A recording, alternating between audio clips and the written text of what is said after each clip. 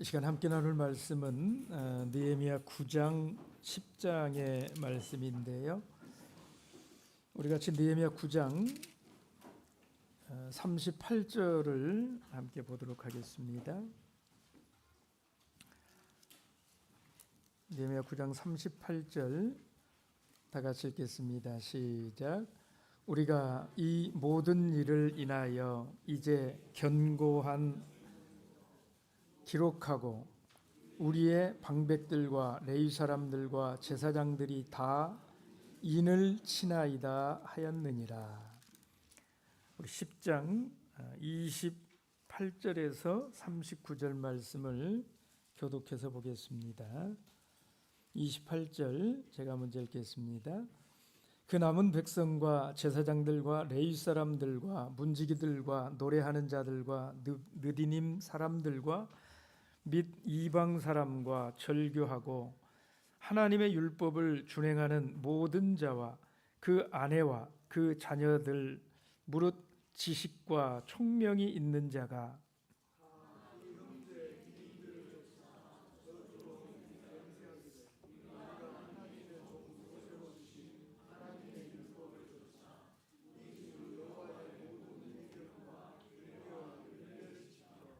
우리 딸은 이 땅 백성에게 주지 아니하고 우리 아들을 위하여 저희 딸을 데려오지 아니하려 하며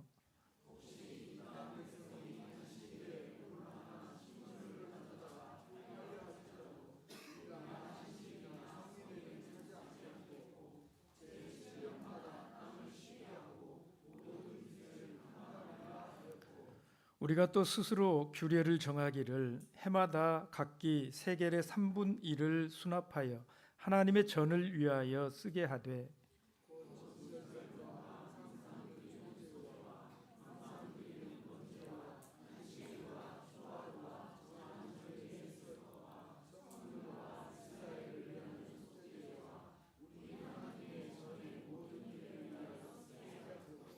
또 우리 제사장들과 레위 사람들과 백성들이 제비 뽑아 각기 종족대로 해마다 정한 기한에 나무를 우리 하나님의 전에 들여서 율법에 기록한 대로 우리 하나님 여호와의 단에 사르게 하였고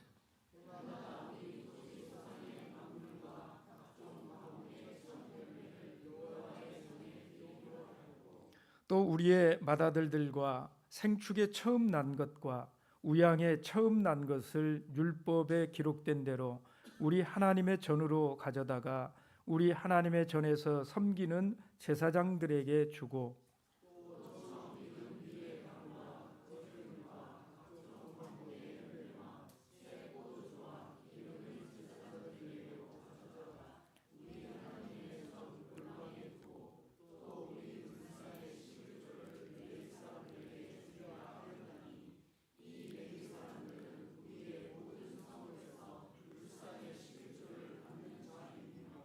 레위 사람들이 11조를 받을 때에는 아론의 자손 제사장 하나가 함께 있을 것이요 레위 사람들은 그 11조의 10분 1을 가져다가 우리 하나님의 전 골방 곧 곳간에 두되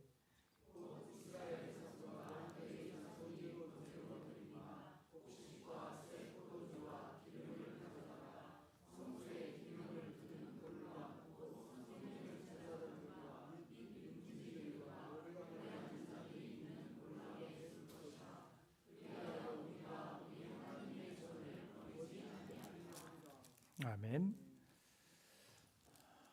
오늘 본문에는 이제 그 예루살렘의 수문 광장에서 말씀의 부흥을 경험한 이 이스라엘 백성들이 그들이 이제 하나님 앞에서 새롭게 살고자 하는 그 새 인생의 결심을 뭐로 기록을 합니까? 문서로 기록을 한 후에 그냥 마는 게 아니라 거기다가 서명을 하는 이런 장면이 소개가 되어 있습니다. 여러분 느헤미야 9장 전체의 말씀은 우리가 읽지를 않았는데요.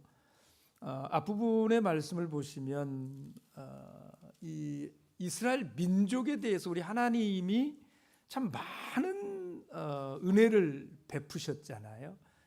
그런데 그런 많은 하나님이 베푸신 은혜에도 불구하고 그들이 어떻게 하나님의 기대를 지속적으로 저버리고 범죄했는가, 그것에 대해서 9장 앞부분에 보면 하나하나 이렇게 얘기를 하면서 참회하는 이런 내용들이 소개가 되어집니다.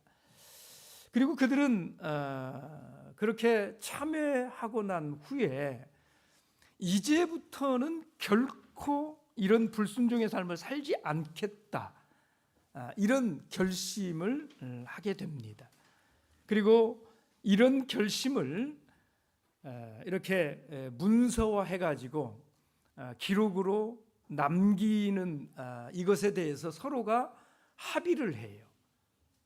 그리고 그걸 기록으로 남기고 거기에다가 누구누구가 동의한다, 이렇게 서명을 친히 이렇게 남겼다라는 것입니다. 그래서 그 대표적인 84명이 이 문서에 서명을 했다, 이런 말씀이 10장 가운데 기록이 되어져 있습니다. 그 10장의 1절 말씀을 보시면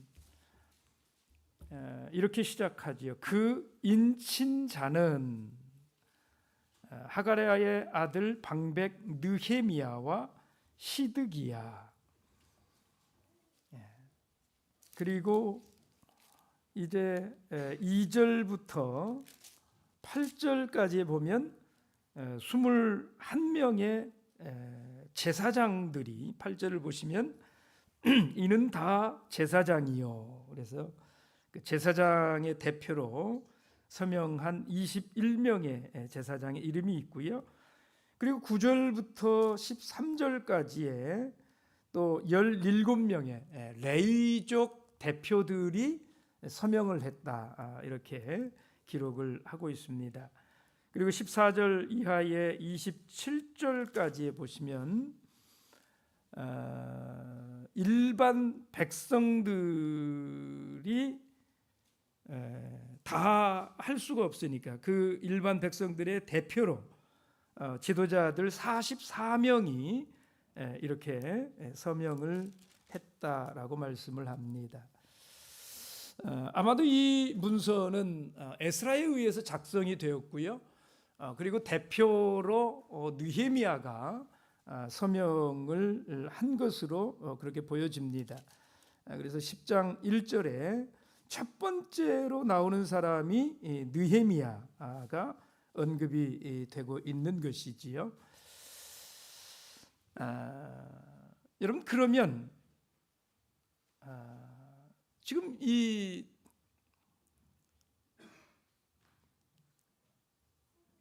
굉장히 중요한 이런 내용이잖아요.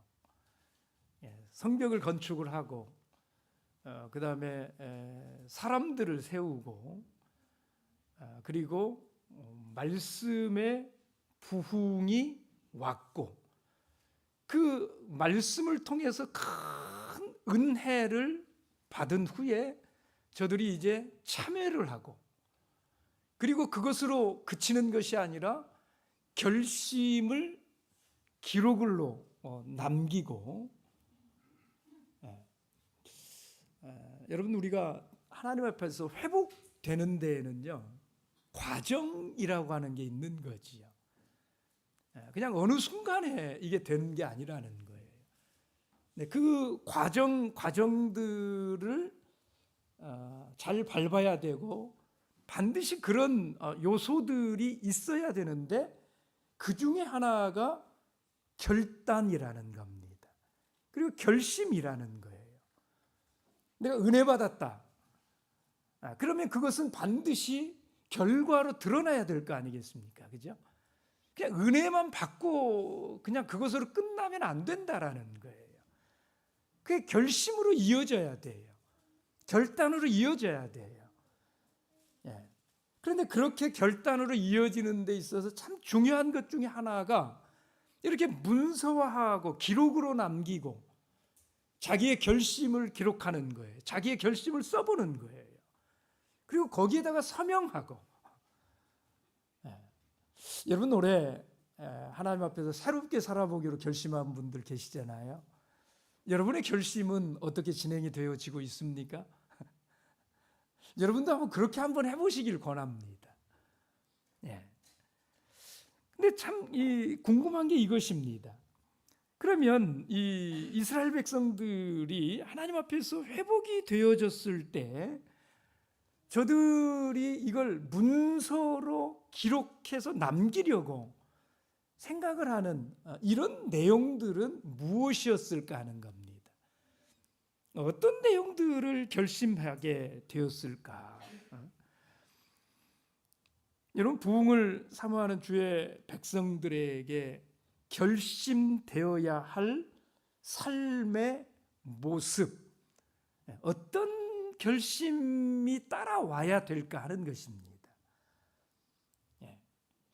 오늘 본문에 그것을 크게 세 가지로 이렇게 말씀을 하는데요. 저는 이 결심이 우리에게도 좀 있었으면 좋겠다, 이런 생각을 하게 되었습니다. 뭔가 새로운 삶을 살기를 원한다면, 뭔가 새로운 삶을 살려고 하는 사람들에게는 어떤 결심이 필요할까 하는 거예요. 오늘 이스라엘 백성들은 뭘 결심하게 되었을까? 첫째는 하나님의 말씀을 지켜서 순종하겠다. 이게 첫 번째 결심이더라고요.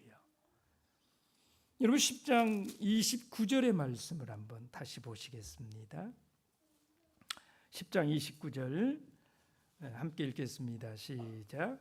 다 그 형제 귀인들을 쫓아 저주로 맹세하기를 우리가 하나님의 종 모세로 주신 하나님의 율법을 쫓아 우리 주 여호와의 모든 계명과 규례와 율례를 지켜, 우리가 주 여호와의 모든 계명과 규례와 율례를 지켜 살겠습니다. 이 결심을 문서로 기록하고 남겼다, 이런 말입니다. 여러분, 하나님의 율법은 넓은 의미에서 하나님의 말씀을 뜻하는 거예요. 그죠? 그것은 하나님의 백성들의 삶의 기준입니다. 그래서 그것을 하나님의 법이라고 우리가 그렇게 말하는 거예요. 여러분, 우리가 죄라고 하는 단어가 어떤 의미인지 잘 아시잖아요. 죄가 무엇을 죄라고 합니까? 죄는 바로 다른 것이 아니라 이 법을 깨뜨리는 것, 그게 죄라는 것입니다. 그래서 죄의 본래의 뜻은 표적을 벗어나다. 그냥 이 관역이 이렇게 있으면 딱 가가지고 관역에 꽂혀야 되잖아요. 근데 이게 관역을 향해서 이렇게 가야 되는데 표적지를 벗어나 버려요. 이게 죄라고 하는 것이거든요. 근데 제가 참 지난 우리 안식일에 우리 학생부 그 말씀 시간에 그 말씀을 좀 다루었는데요. 여러분, 죄는 관역을 벗어나는 거, 이게 이제 죄라고 그랬는데, 죄의 반대가 뭘까요? 죄의 반대가 뭘까요? 제가 이 개념을 가지고 보니까 죄의 반대가 복이더라고요. 복. 여러분, 복을 뭐라고 생각을 하십니까? 뭐가 복일까요? 우리는 복 그러면 뭔가를 받는 것, 내가 원하는 것을 받는 것, 이런 걸 우리 이렇게 복이라고 생각을 하잖아요. 근데 복이라고 하는 단어의 이 의미를 따져 보니까 복이라는 단어가 에세르라는 단어거든요. 근데 이 에세르라는 이 단어는 어디에서 왔냐면 아샤르라는 단어에서 왔어요. 동사에서. 아샤르는 뭘 뜻하는 단어이냐면 똑바로 가거나 나아가는 것, 걷는 것, 이걸 아샤르라고 그래요. 그게 복이 있다라는 단어입니다. 시편 1편 1절에 뭐라고 그랬습니까? 복 있는 사람은 어떤 사람이 복 있는 사람입니까? 악인의 꾀를 쫓지 아니하고 죄인의 길에 서지 아니하고 오만한 자의 자리에 앉지 아니하는 것. 그게 복 있는 사람이라고 말하잖아요. 여러분, 죄인의 길은 어떤 길이 죄인의 길입니까? 관역을 똑바로 가지 않고 벗어나는 것, 이게 죄라고 그랬잖아요. 근데 복 있는 사람은 그 죄인의 길로 가지 아니하고 어떻게 가요? 올바르게, 똑바르게, 벗어나지 않고 그렇게 앞으로 나아가는 것, 똑바로 가는 것, 올바로 행하는 사람. 하나님의 말씀의 이 길 안에 벗어나지를 않고 그 길을 똑바로 가는, 이게 복이라는 거예요.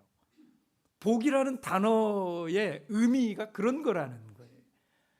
그러니까 우리가 하나님 앞에서 복 받는다라고 하는 것은 뭔가 내가 원하는 것을 이루어가는 이런 게 복이 있는 게 아니라, 진짜 복된 사람은 누가 복된 사람이냐? 하나님의 말씀 안에 거하는 사람, 그 말씀을 지켜서 그대로 준행하는 사람, 말씀대로 살아가는 그 사람이 복된 사람이더라 하는 것입니다. 이런 부흥이 일어났을 때에 이스라엘 백성들은 바로 이 죄를 거부하고 회개를 한 것입니다. 그 삶을, 하나님의 말씀을 준행하고 순종하고 살기로 결심을 한 거예요. 그걸 가장 먼저 했다라는 것입니다. 느헤미야 9장 26절의 말씀을 보십시오. 9장 26절에 저희가 오히려 순종치 아니하고 주를 거역하며 주의 율법을 등 뒤에 두고, 자기 선조들은 그렇게 살았다라는 거예요. 율법을 등 뒤에다가 뒀다. 무슨 말입니까? 마음에도 주지 않고 귓등으로도 듣지 않고, 하나님이 아무리 뭐라고 말씀을 해도 그걸 주의 깊게 받지를 않는 거예요. 매 안식일 하나님의 말씀으로 뭐라고 그래도 그 말씀을 마음에 이렇게 받아두지를 않는 거예요. 그냥 등 뒤로 와가지고 그냥 하면 또 그 소리 이런 느낌으로 말씀을 대하는, 이런 걸 이스라엘 백성들이 회개했다라는 것입니다. 9장 34절 35절을 보십시오. 34절 35절 우리 여왕과 방백들과 제사장들과 열조가 주의 율법을 지키지 아니하며 주의 명령과 주의 경계하신 말씀을 순종치 아니하고 저희가 다 그 나라와 주의 베푸신 큰 복과 자기 앞에 주신 넓고 기름진 땅을 누리면서도 주를 섬기지 아니하며 악행을 그치지 아니한 고로, 이런 일들을 이스라엘 백성들이 회개하기를 시작했다, 이런 말입니다. 여러분, 우리가 살고 있는 이 시대를 가리켜서 포스트 모더니즘 이런 말을 해요. 이 시대의 현저한 특성이 뭐냐면 삶의 기준을 거부하는 것입니다. 그러니까 근대에는 그러지 않았어요. 근대에는 질서를 중요하게 여겼고 원칙을 중요하게 여겼고 그게 그들의 삶을 지탱하는 근간이었어요. 그래서 절대 기준이라고 하는 것을 인정을 하고, 근데 근대 이후에 지금 이 시대에는 사람들이 이제 살만해지니까 다른 생각들을 하기를 시작한단 말이에요. 절대적으로 뭔가를 막 함께 움직이고 이 절대 기준을 가지고 말을 하고 이런 것들이 식상해지기를 시작했다라는 거예요. 그래서 사람들이 그 절대 기준을 거부하는 이런 세상을 우리가 살고 있다라는 것입니다. 더 이상 절대적인 표준이라고 하는 것이 존재하지를 않아요. 모든 것은 상대적일 뿐인 것이고 주관적일 따름이라는 것입니다. 더 이상 계율에 얽매이기보다는 내 식대로 살아가겠다라는 거예요. 더 정직하게 표현한다면 그냥 내 본능대로, 내가 느끼는 대로, 내가 하고 싶은 그대로 살 거야. 그게 아무리 하나님의 말씀이라고 그래도 그걸로 표준을 삼고 이런 것들을 고리타분한 것 취급을 하고요. 그런 것들을 받아들이지 않으려고 한다라는 것입니다. 그냥 자기 느낌대로, 자기 생각대로, 내 생각에 좋은 대로. 여러분, 그 결과로 나타난 현대적인 삶의 형태들이 무엇입니까? 가정이 파괴가 됩니다. 근대에는 그런 일 있지 않았어요. 그죠? 우리 어머니들, 우리 어머니의 어머니들 다 어떻게 사십니까? 죽어도 나 이 집 귀신으로 살아야 돼. 뭐 이런 게 있었잖아요. 그 시대에는. 근데 이 시대는 그렇지 않다는 거예요. 그렇게까지 살아야 돼? 그래서 황혼 이혼이라든지 이런 것들이 그래서 나오는 거라는 겁니다. 동성연애, 집단적인 이기주의, 퇴폐 문화, 이게 가고 가면 끝에서 나오는 것이 뭐냐면 각종 중독들, 알코올 중독, 마약 중독, 포르노 중독, 도박, 쇼핑 중독, 그리고 그 감정의 끝이 어디냐면 우울증, 그리고 자살. 더 이상 뭘 어떻게 할 걸 찾을 수가 없으니까 허무에 빠져가지고 결국은 그렇게 생을 마감하는 이런 형국으로 치닫고 있는 세대가 지금 이 세대라는 것입니다. 그래서 여러분, 정말 우리에게 필요한 게 뭐냐면 오늘 이 이스라엘 백성들에게 말씀의 부흥이 오니까 저들에게 하나님의 말씀을 지켜 순종하겠다라는 결심이 오게 된 것이잖아요. 오늘 우리에게도 그래서 말씀이 참 중요한 이런 세대가 되었다라는 것입니다.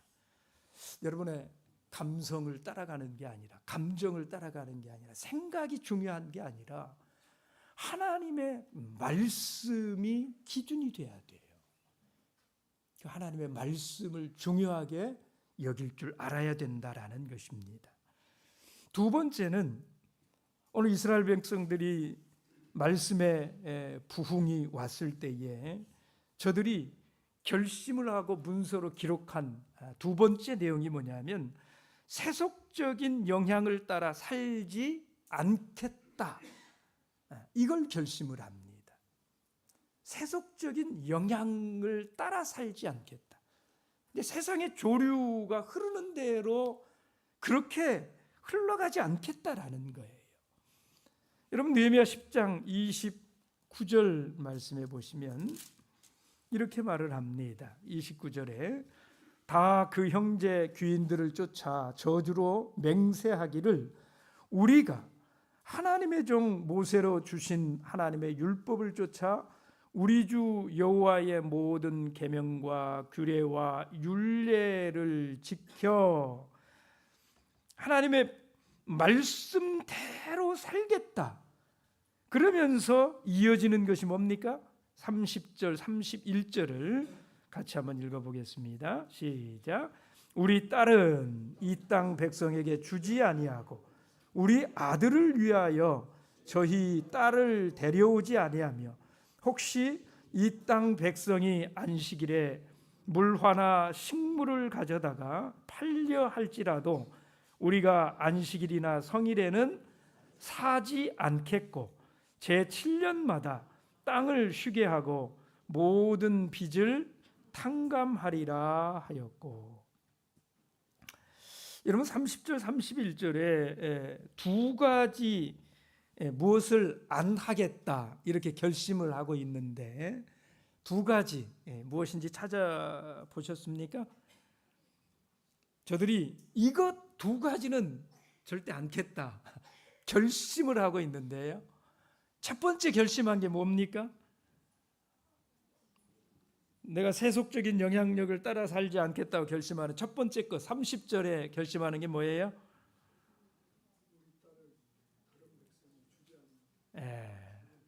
또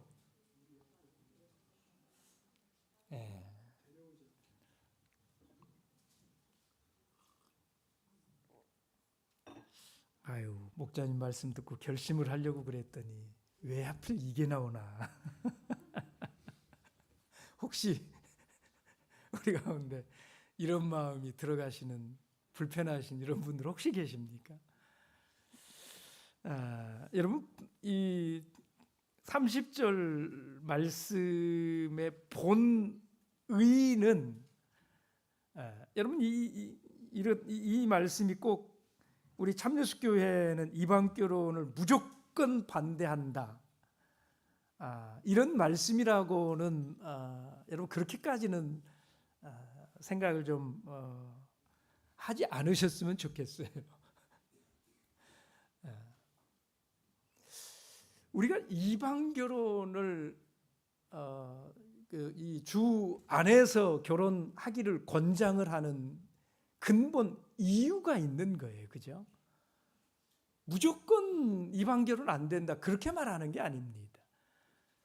여러분 밧세바의 아내 밧세바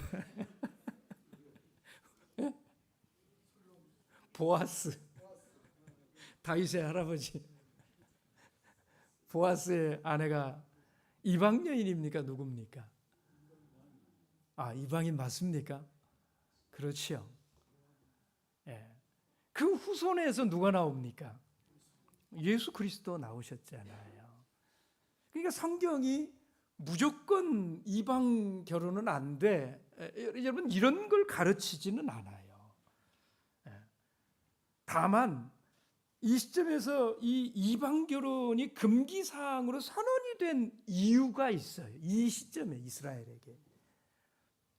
오늘 우리에게도 그게 중요한 거죠, 사실. 이 시대에 왜 이방 결혼 금기를 선언을 하느냐 하면 이방 결혼을 통해서 무분별한 이방의 문화가 들어오는 것. 이게 문제가 되는 것입니다. 여러분 이방 문화의 핵심은 뭐냐면 내가 주인이다라는 거예요. 내가 주인으로 살겠다. 이게 이방 문화의 핵심이에요. 그래서 하나님을 부인을 하고요. 믿음이라고 하는 것에 대해서 부인을 하고 하나님을 인정치 않고 믿음을 인정하지 않는 자기가 자기 인생의 주인 되어서 그렇게 살겠다라는 것이 이방 문화의 핵심이거든요. 여러분 지금도 신자인 우리 자녀가 불신자들과 결혼을 하면 불신앙적인 가치관, 비성경적인 삶의 영향을 받을 가능성이 농후하지 않습니까? 그 그런 가능성이 커지지 않습니까? 여러분, 그것이 솔로몬 왕이 무너져간 원인이었잖아요.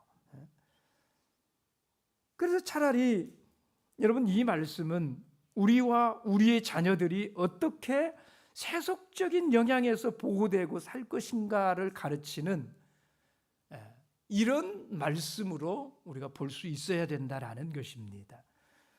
여러분, 우리가 불신자들과 접촉하지 않으면서 인생을 살 수는 없겠지만 우리에게 죄된 영향을 끼치는 이런 친구들과는 분명한 경계선을 우리가 확실하게 이렇게 가지고 살아갈 수 있어야 된다 하는 것입니다. 우리가 세상과 다른 모습이 있을 때 비로소 우리는 이 세상을 책망할 수 있게 될 것이기 때문에 그래요. 나중에 우리가 주와 더불어서 그리스도와 더불어 왕 노릇해야 될 이런 사람들이잖아요. 근데 세상의 가치관에 영향받아 가지고 어떻게 세상을 책망하고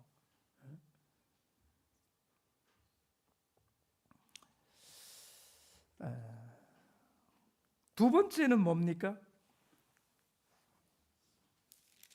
두 번째 이 결심하는 게 뭐예요? 31절 말씀을 보시면 안식일을 범하지 않겠다 결심을 합니다. 안식일을 범하지 않겠다.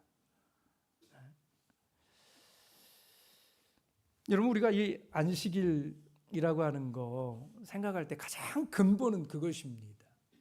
왜 주님께서 우리 하나님을 믿는 하나님의 당신의 사랑하는 성도들에게 안식일이라고 하는 걸 주셨을까 하는 거예요. 왜 여러분, 하나님께서 왜 성도들에게 안식일을 주셨을까요? 안식일은 원래부터 성도들이 지켜야 되는 날입니까? 아니면 성도들과는 상관없는 날이었습니까? 창세기 2장에 처음 안식일이 등장을 할 때에는 안식일이 누구의 날이었다고 말합니까? 하나님의 날입니다. 다시 말하면 성도하고 관련 없는 날이에요, 원래는. 그죠? 성도들이 없어도 안식일은 있어요. 왜? 안식일은 하나님께서 세우신 날이기 때문에, 하나님의 날이기 때문에. 그래서 성경에 계속해서 안식일을 가리켜서 뭐라고 부릅니까? 내 안식일. 하나님 그렇게 말해요. 그죠? 안식일은 하나님의 것이었어요. 그런데 그 귀한 하나님의 날인 안식일을 언제부터 성도들이 지켜야 되는 날이 되었을까요? 출애굽기 몇 장부터요? 십계명은 출애굽기 20장에 나오거든요.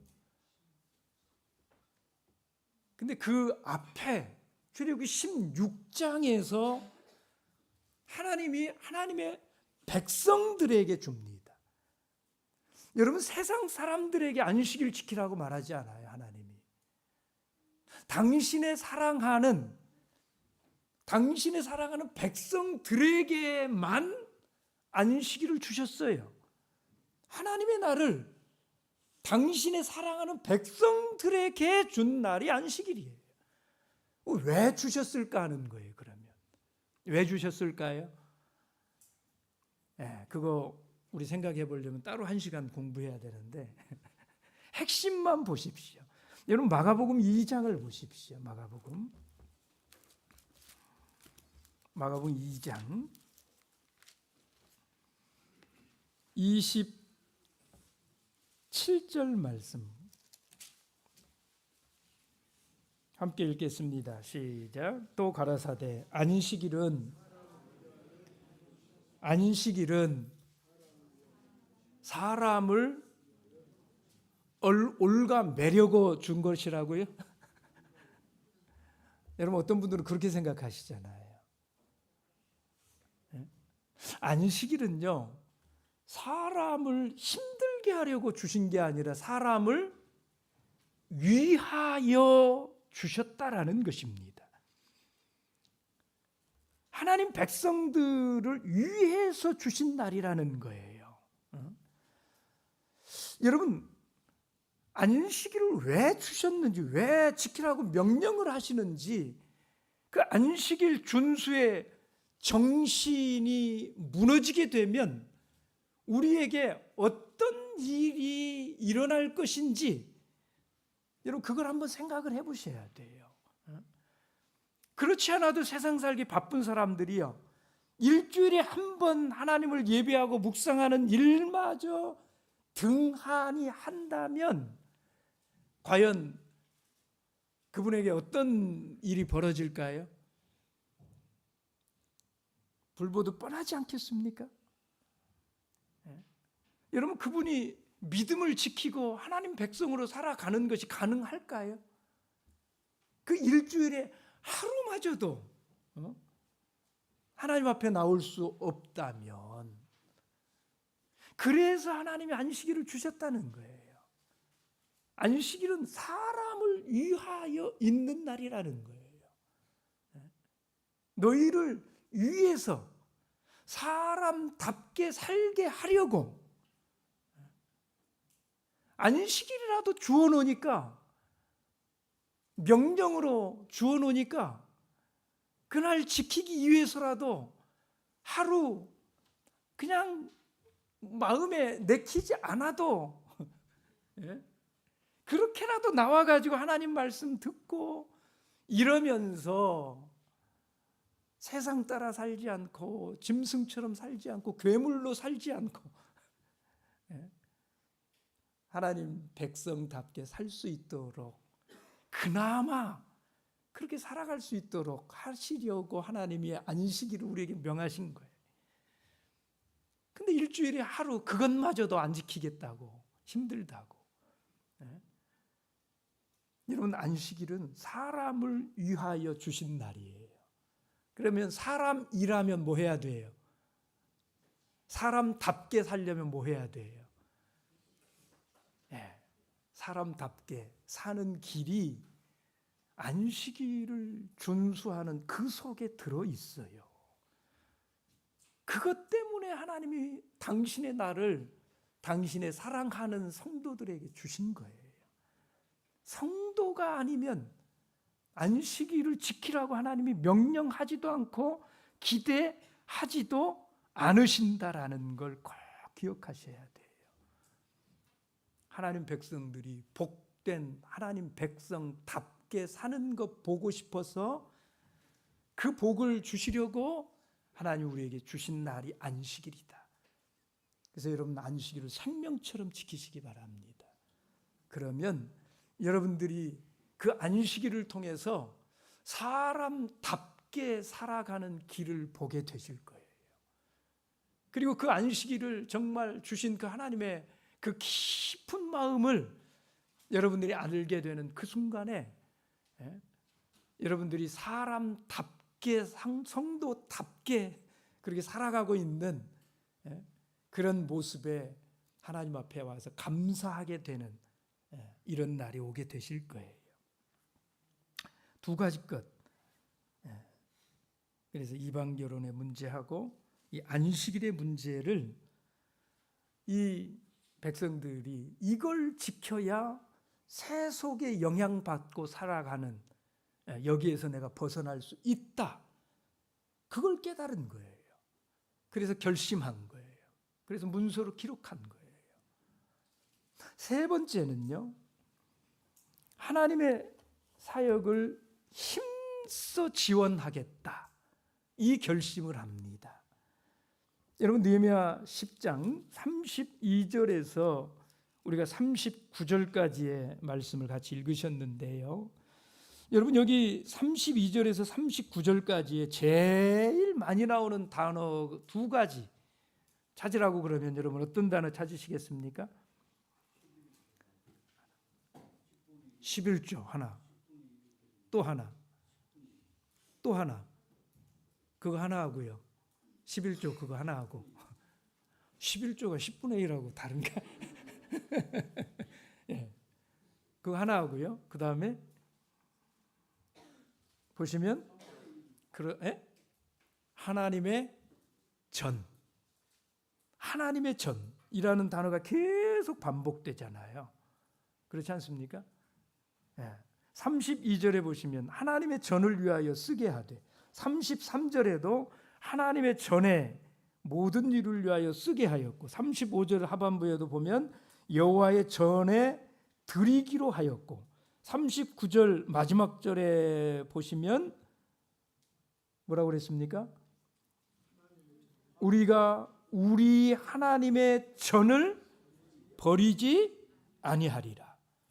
그러니까 계속 하나님의 전, 그리고 11조 하나님의 전, 이 두 가지 것을 계속 반복하면서 그렇게 해서 39절 말씀을 여러분 잘 한번 음미해 보시길 바랍니다. 하나님의 전을 위하여 쓰게 하고, 하나님의 전을 위해서 쓰고, 하나님의 전에 드리고, 그렇게 해서 우리가 우리 하나님의 전을 뭐 하지 않는다고요?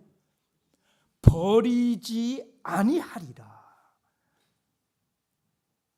그렇게 하지 않으면 하나님의 전을 뭐 하는 거라는 거예요? 버리는 것, 하나님의 전을 버리는 거예요.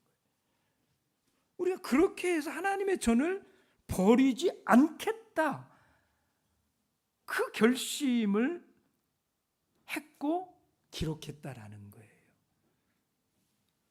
여러분, 그런데 이런 생각 해보셔야 돼요. 그러면 하나님의 전과 11조가 무슨 상관이 있느냐라는 겁니다. 하나님의 전하고 11조하고 무슨 상관이 있어서 그렇게 계속 이 두 단어를 강조해서 말씀하고 있느냐라는 거예요. 여러분, 구약의 하나님의 성전은 하나님의 사역의 핵심 주체예요. 그죠? 하나님의 일에 그 일이 이루어지는 핵심 주체가 하나님의 성전이에요. 그런데 느헤미야 당시에 바벨론 포로에서 약속의 땅으로 돌아온 이스라엘 백성들이요, 성전을 재건을 했지만 성전만 지어놓고요, 자기들의 생활이 어렵다라고 하는 이유로 11조를 등한히 했다 이 말이에요. 근데 11조를 등한히 했더니 무슨 일이 벌어졌느냐? 성전 관리가 엉망이 되어버린 거예요. 하나님의 전이 전혀 관리가 되지를 않는 거예요. 그리고 레위인들과 제사장들은 경제적인 지원을 받지를 못하니까 성전을 떠나버리는 일마저 생겨나더라 하는 거예요. 그래서 하나님의 전과 11조가 계속해서 강조가 되는 거예요. 그런데 오늘 주의 백성들이 신앙이 바로 서고 보니까 그들이 제일 먼저 결심한 것이 주의 전을 위한 11조의 실천이었더라 하는 것입니다. 여러분, 느헤미야 10장 35절 말씀을 우리 같이 한번 다시 보시겠습니다. 10장 35절 함께 봅니다. 시작. 해마다 우리 토지 소산의 만물과 각종 과목의 첫 열매를 여호와의 전에 드리기로, 이 하였고가 그냥 하였고 아니면 결심했고, 그리고 그걸 기록을 하고. 여러분, 이 말씀을 한번 잘 보세요. 해마다 우리 토지 소산의 만물, 토지 소산의 만물이라는 게 뭡니까? 처음으로 수확한 거, 그죠? 그리고 각종 과목의 첫 열매. 사과가 이렇게 열었으면 그 사과가 익어가기 시작할 때 처음으로 딴 거, 이건 하나님의 것으로 이렇게 드리기로 그들이 작정을 했다, 이런 말이잖아요. 여러분, 이게 의미하는 게 뭘까요? 이것은 삶의 여유가 생기면 하겠다 이게 아니라 우선 뭐부터 하겠다. 이게 적고 많고의 문제가 아니라는 거예요. 이건 하나님의 전을 향한 백성들의 최소한의 마음을 이렇게 이걸로 표현을 하는 거예요. 많고 적은 게 문제가 아니라는 거예요. 먼저 그게 얼마가 되었든지 간에 사과나무에 익기 시작할 때 처음으로 익은 열매는 그건 따서 하나님께 드리기로 그렇게 결심하겠다.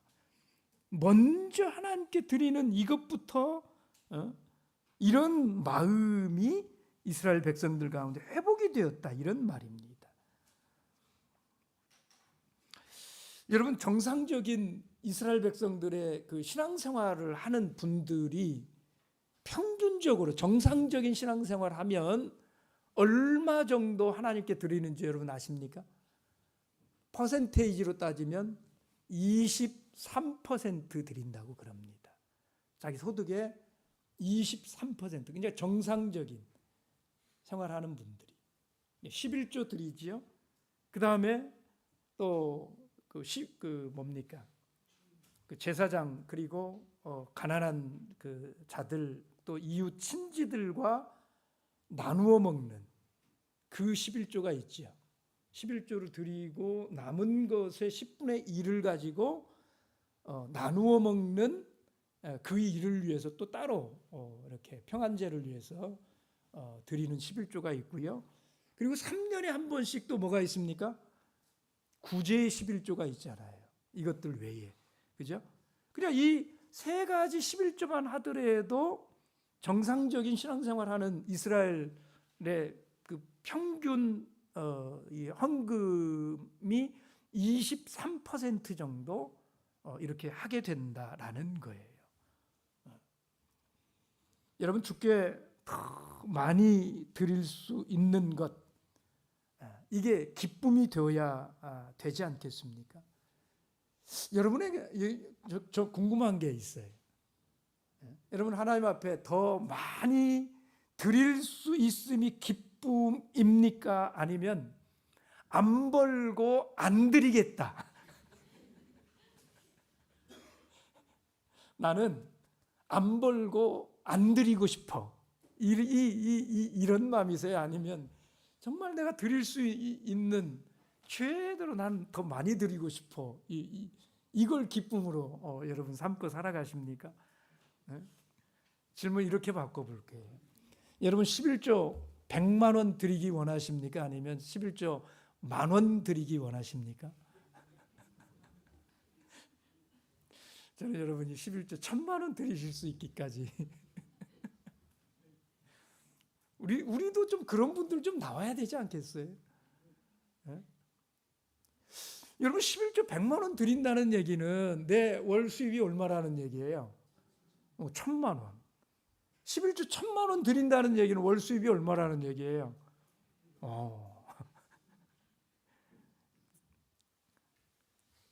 나는 차라리 안 벌고 조금 드리겠다 하시는 분들 저한테 예배 끝나고 오세요. 제가 그냥 힘써서 축복기도 해드릴 테니까.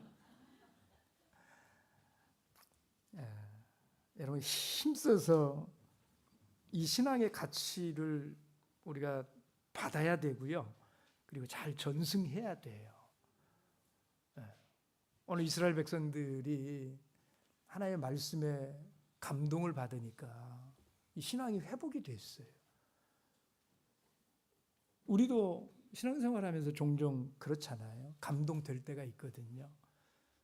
근데 그 감동이 감동으로만 끝나면 감동으로만 끝나고 말아요. 그렇게 가지 않으려면 오늘 이스라엘 백성들에게 우리는 이걸 좀 배워야 됩니다. 그게 결심으로 이어져야 돼요. 내가 받은 그 감동들을 내가 이렇게 살면 안 되는 것이구나. 하나님의 말씀에 순종해야 되겠다. 그게 복된 길이구나. 거기서 벗어나지 않는 것, 벗어나는 것이 죄악된 길이고 그 길을 잘 가는 것, 지키는 것, 이게 진짜 하나님 앞에 복된 것이구나. 그래서 여러분, 내가 잘못 가고 있는 이런 길들이 있다면 오늘 이스라엘 백성들이 한 것처럼 참회하고 회개하고, 그리고 이제는 이렇게 살기로 결단을 하고 그걸 기록으로 남기고 거기다가 사인을 하고, 이렇게 그 결심을 그렇게 표현하는 것이잖아요. 그 신앙이 하나님 앞에서 참된 신앙이 된다라는 것입니다.